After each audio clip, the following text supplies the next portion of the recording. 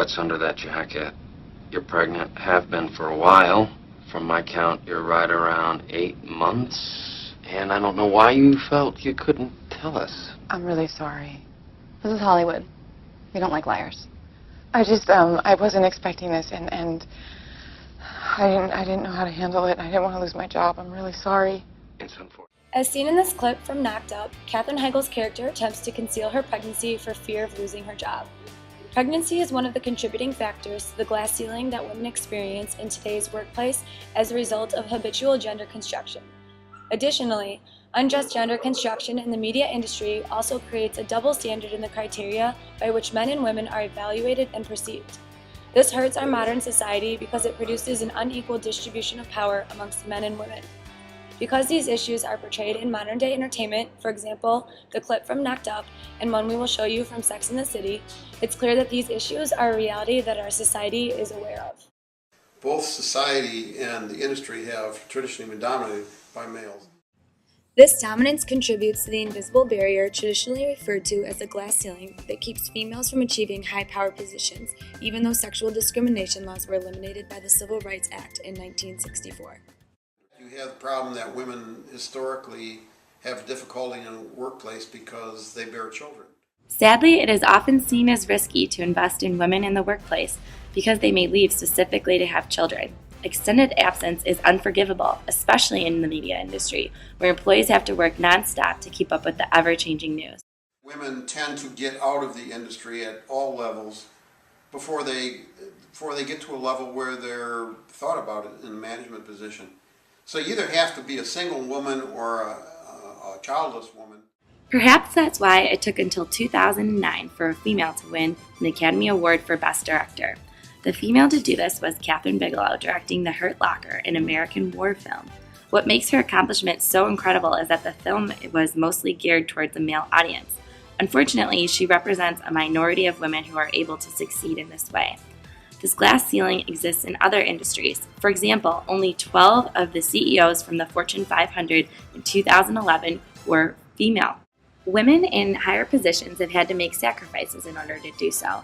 Miranda, a very driven lawyer from the TV series Sex and the City, expresses her concern in this clip about how she will be perceived by her coworkers once she is labeled as pregnant. And between you and me, I'm pregnant. And unwed. Perhaps you should spend less time in gay clubs. Well, seriously, good for you. Well, remains to be seen. Anyhow, I haven't told anybody at work because goodbye to all the good cases, and then it's only a matter of time before the buzzards start vying for my office.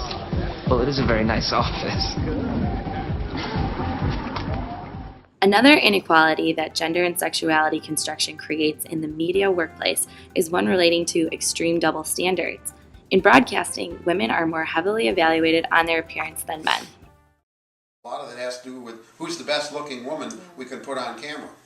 The 3 or 4 women that I've had in my classes in the last several years that have been promoted to major television stations all have been good looking. Women are expected to be both very attractive and qualified for the position, whereas being attractive isn't a dominant requirement for men, which can be seen by just looking at a typical on-air news report. But why is this? Men run the industry, and they think like men. Very true, yeah. Okay. Secondly, I think ratings are often judged by a male perspective. Because these men are calling the shots, it explains why women who report on air are expected to be more sexually appealing than men. Another double standard exists in the way society perceives men and women who hold positions of power. Men are considered the boss, whereas women are often considered the bitch. A man who is in a powerful position is to be admired as virile and powerful, but a woman is just a witch. This idea is discussed in Jessica Valenti's book, titled, "He's a Stud, She's a Slut." Women in roles of power are assumed to have sacrificed their family, friends, and kind demeanor to reach that level of success, and are often labeled as cold and inconsiderate. This complex is seen in the movie The Devil Wears Prada.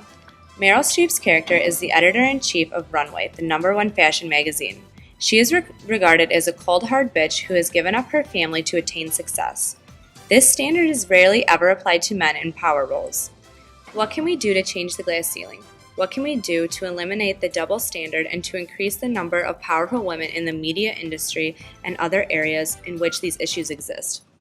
But if I saw a woman who was the head of the CEO company, the first thing I'd think was, oh, that's a woman. When we can get to a point where we say, oh, that's a fairly intelligent person who worked their way up, instead of saying that's a woman, that's when things are going to change.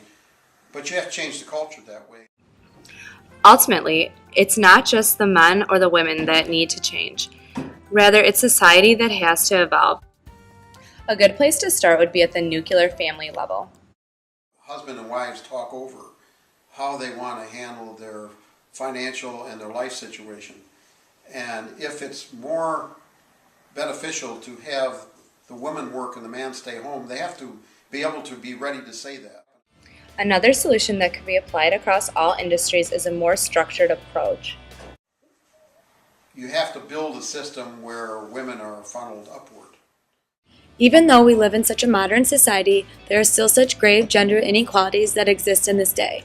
Unfortunately, the glass ceiling and double standards that are all too prevalent in the media industry will not disappear overnight. You're not going to change that in 50 years.